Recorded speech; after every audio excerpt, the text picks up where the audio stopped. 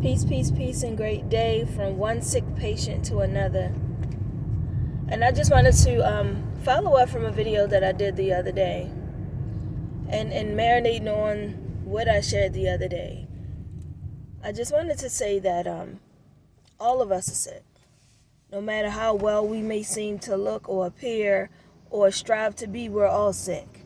And our spiritual houses and our faith houses and our communities and villages are like first trauma centers or hospitals or patient first centers.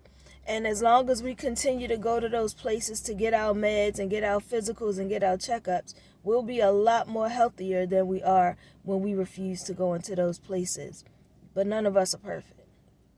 And when I go back and just look at some of the things that I've written and posted and said and shared over the years after having been a patient in a spiritual hospital, I can tell all the moments when I stopped going to get my checkups.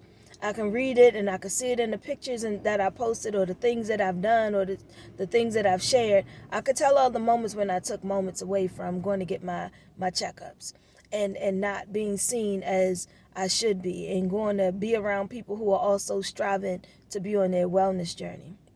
Surround yourself with people who are trying to be well.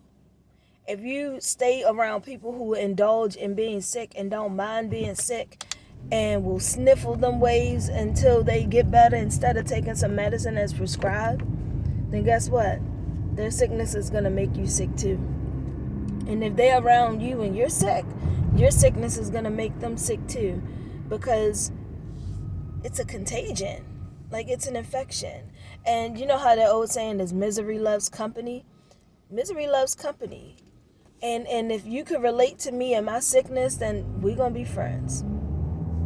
Let's not relate to one another in sickness. Let's prescribe some medicine to one another when we know that the person is more sick than they usually are.